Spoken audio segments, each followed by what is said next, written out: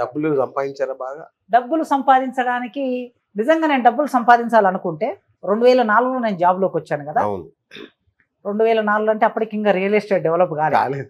అప్పుడు రాజశేఖర రెడ్డి ముఖ్యమంత్రి అయ్యి అయ్యాక 2006-7లో రియల్ ఎస్టేట్ ఊపందుకుంటుంది. అవును. ఎన్నడూ కూడా డబ్బు సంపాదించాలి, ఒక సొంత ఇల్లు ఉండాలి, సొంత ఆస్తి ఉండాలనే ఆలోచన లేదు మాకు.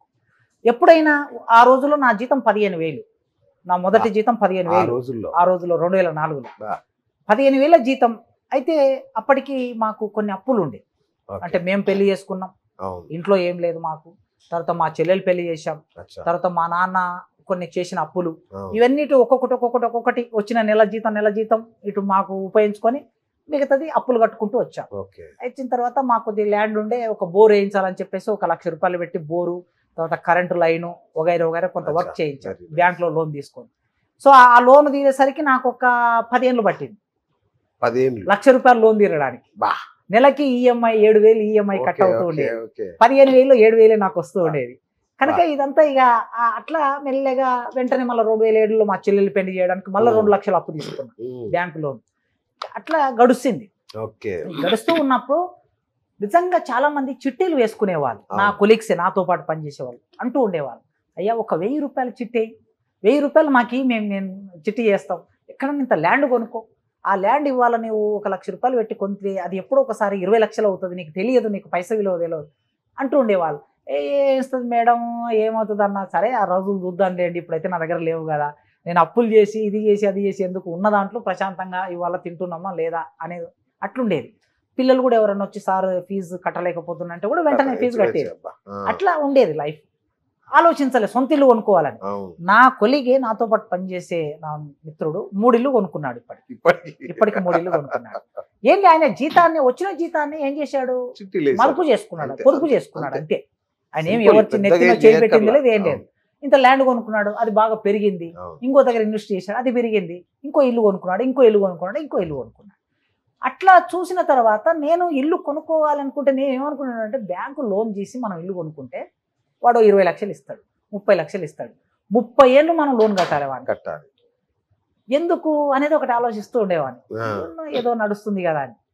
అయితే ఇల్లు కొనుక్కోవాలనే ఆలోచన నాకు 2 సందర్భాల్లో కలిగింది. ఒకసారి 2006లో మమ్మల్ని అరెస్ట్ చేశారు. ఫస్ట్ టైం అరెస్ట్, నన్ను మా మిసెస్ ఇద్దరిని ఒక పెళ్లికి పోతే అరెస్ట్ చేసి, అప్పుడు రాజశేఖర రెడ్డి ముఖ్యమంత్రి. పెళ్లికి పోతే మమ్మల్ని అప్పుడు మావోయిస్టులను కలవడానికి వీళ్ళు ఆయుధాలు తీసుకొని పోతున్నారని ఒక పెద్ద కథనం మళ్ళీ అరెస్ట్ చేశారు. నాతో పాటు పెళ్లికి హైదరాబాద్ నుంచి, యూనివర్సిటీ నుంచి వెళ్ళాము, టాటా సుమో మాట్లాడుకొని వెళ్ళాము, 10 మంది ఉన్నారు. ఆ పెళ్లిలో 500 మంది ఉన్నారు. మేము వెళ్ళినటువంటి జస్ట్ ఇట్లా కట్టుబట్టలతో అక్కడికి వెళ్ళాము. కానీ పోలీసులు ఒక పెద్ద కథనాన్ని, అరెస్ట్ చేయడానికి ఒక కథనం అవసరం కదా, కథనాన్ని అరెస్ట్ చేసి ఒక నెల రోజులు మమ్మల్ని మహబూబ్ నగర్ జైల్లో పెట్టారు. పెట్టిన తర్వాత ఇక్కడ హైదరాబాద్లో నల్లకుంటలో ఉండేది మేము, ఒక అపార్ట్మెంట్లో రెంట్కు. ఆ ఇంటి మీద దాడి చేశారు. దాడి చేసిన తర్వాత నేను రిలీజ్ అయ్యి రాగానే మమ్మల్ని ఇల్లు ఖాళీ చేయించారు వాళ్ళు. ఇక వెంటనే మళ్ళీ అవి పట్టుకొని బయటికి రావాల్సి వచ్చింది. అరే సొంత ఇల్లు అయి ఉంటే బాగుండును కదా అని ఆలోచన కలిగింది. కానీ ఆ ఇల్లు కొనుక్కునే కెపాసిటీ లేదు మనకి. వెతుకుతూ ఉన్నాం కానీ మన బడ్జెట్లో మనకి కావాల్సిన ప్లేస్ దొరికే పరిస్థితి లేదు. ఎక్కడనో హయత్ నగర్, ఉప్పల్ వెళ్తే కొనగలం. ఓ 15 కిలోమీటర్ల దూరం పోయి రోజు జర్నీ చేయడం నాకు ఇష్టం లేదు. అంటే మన టాలెంట్ అనేది, నాలెడ్జ్, సమయాన్ని సమాజం కోసం ఉపయోగించాలి తప్ప జర్నీ కోసం ఉపయోగించడం అనేది కూడా ఇష్టం లేక దూరం వెళ్ళలే. అది ఒకటి. రెండోసారి ఏమైందంటే, నేను క్వార్టర్స్లో ఉన్నా, యూనివర్సిటీ క్వార్టర్, ప్రొఫెసర్స్ క్వార్టర్స్లో 8 ఏళ్ళు ఉన్నా. నెలకి 40,000 యూనివర్సిటీకి నా హెచ్ఆర్ఏ మొత్తం కట్ అయిపోయేది. మామూలుగా మనం బయట ఉంటే హెచ్ఆర్ఏ మన జీతంలో కలిసి వస్తుంది. గవర్నమెంట్ క్వార్టర్స్లో ఉన్నాం కనుక అది హెచ్ఆర్ఏ గవర్నమెంట్కి వెళ్ళిపోతుంది. అట్లా 40,000 నెలకి వెళ్ళిపోయేది. కానీ చాలా ప్రశాంతంగా ఎంజాయ్ చేశాను నేను. దర్బార్ అంటే ఇక ఎప్పుడైనా మీరు క్వార్టర్ చూస్తే ఆ రోజుల్లో దొరలు ఉన్నటువంటి ఇల్లు, ఒక 4 బెడ్రూములు, ఒక 3 హాళ్ళు, ఒక వంటగది, ఒక సర్వెంట్ రూము, 1/2 ఎకరంలో ఉంటుంది అదంతా. అట్లా చాలా బాగా నా పిల్లలు, చిన్న పిల్లలు మంచిగా అక్కడ ఆడుకున్నారు, పెరిగినరు, పెద్దగా అయినరు. మట్టి యొక్క వాసన చూసారు నా పిల్లలు. లేకపోతే నేను వెళ్ళి అపార్ట్మెంట్లు ఉంటే నా పిల్లలకు మట్టి తెలిసేది కాదు.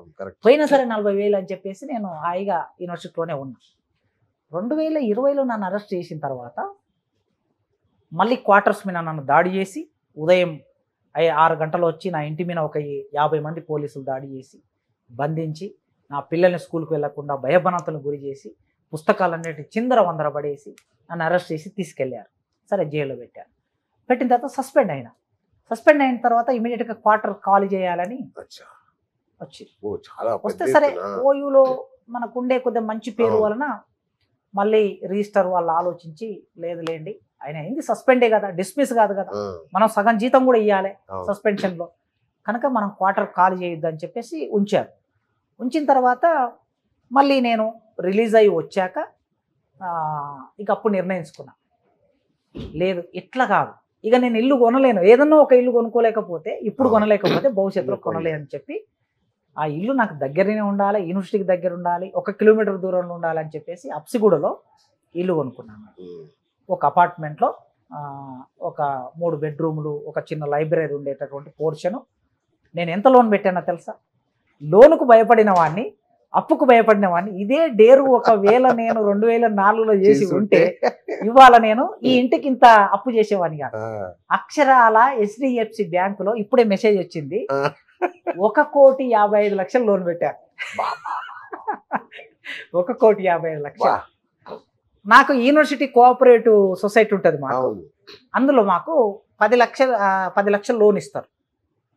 అక్కడ ఒక 10 లక్షలు తీసుకున్నా ఆ, లోన్, అది 50 పైసల ఇంట్రెస్ట్తో ఇస్తారు. ఆ, తర్వాత నా మిత్రుడు ఉన్నాడని చెప్పాను కదా, 3 ఇల్లు కొనుక్కున్నాను. ఆ, ఆ మిత్రుడు, అన్నా నీవు ఎప్పుడన్నా ఇల్లు కొనుక్కో, నీకు నేను హెల్ప్ చేస్తా అన్నాడు. సరే అని చెప్పేసి అన్న మరి ఇట్లా ఇల్లు కొనుక్కోవాలనుకుంటున్నా అంటే అతను ఒక 10 లక్షలు హెల్ప్ చేశాడు. Very good. ఈ లోన్ 10 లక్షలు, ఈ 20 లక్షలు చేతిలో పట్టుకొని నేను బ్యాంకుకి వెళ్తే, నాకు సర్వీస్ ఉంది, శాలరీ బాగుంది కనుక సార్ మీకు ఇంత లోన్ వస్తుంది అన్నాడు. ఉమ్, సో అపార్ట్మెంట్కు రిజిస్ట్రేషన్ వగైరా GST ఉంటాయి ఇవన్నీ కదా. 20 లక్షలు ఇవి పోతాయి. అవును. ఇవన్నీ మీకు ఇంత అంటే 1,50,00,000 మీకు లోన్ వస్తుంది, అపార్ట్మెంట్ ఖరీదు ఇంత. అది అప్సిగూడ అంటే మీకు తెలుసు కొద్దిగా తెలుసు, ఖరీదైన అది ఏరియా, richest area, బాగా అవును. రేట్లు ఎక్కువ ఉంటాయి. నేను ఒక్కటే ఆలోచించాను, నేను ఇంకొక 17 సంవత్సరాలు నేను సర్వీస్లో ఉంటా. ఆ రోజు ఇల్లు కొనుక్కున్నప్పుడు అవును. ఆలోచించాను, ఈ 17 సంవత్సరాలు యూనివర్సిటీకి దగ్గర ఉంటే నేను ట్రాన్స్ఫర్ అయ్యేదే ఉండదు, అవును. వచ్చిపోయేటట్టు ఈజీగా ఏ వాన వచ్చినా ఏ గాలి వచ్చినా ఎంత ఎండ ఉన్నా బ్రహ్మాండం. దగ్గర ఉండాలి. పిల్లలు కూడా రేపు ఇక్కడనే జాన్సన్ గ్రామర్ స్కూల్ పక్కనే ఉంటారు అవును. అనే ఉద్దేశంతో అప్పైనా పర్వాలేదు అని చెప్పి డేర్ చేశాను.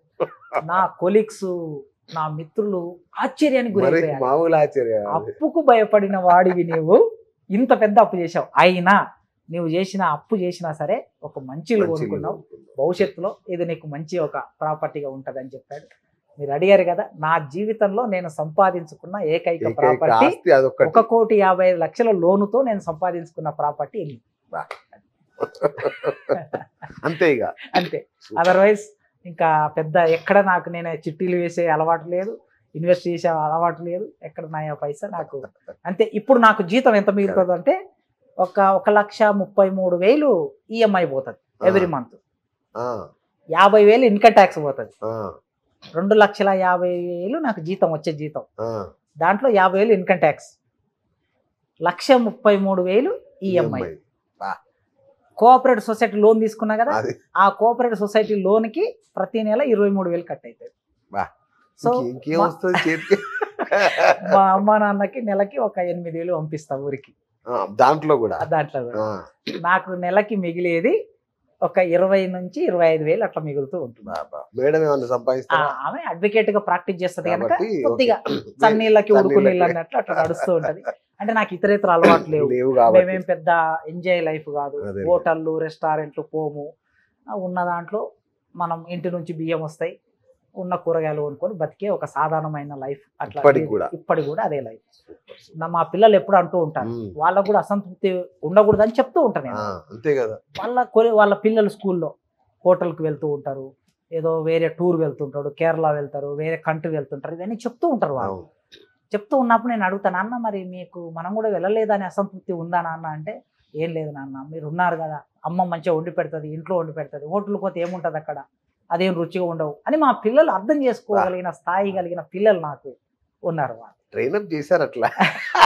అంటే వాళ్ళు గమనిస్తున్నారు కదా, అంతే కదా, మన లైఫ్ ఎట్లా ఉందో మొదటి నుంచి మనం ఎట్లా ఉంటున్నామో వాళ్ళు గమనిస్తున్నారు కనుక వాళ్ళ సర్టన్ ఏజ్ వచ్చేసరికి వాళ్ళకి అర్థమైపోయింది విషయం ఏంటనేది. కనుక నాకు ఏ ఇబ్బంది అలాంటి లేదు కనుక ఆ 20-25 వేలే సఫిషియెంట్ ఒక రకంగా నాకు ఇప్పుడు సొంత ఇల్లు ఉంది కనుక.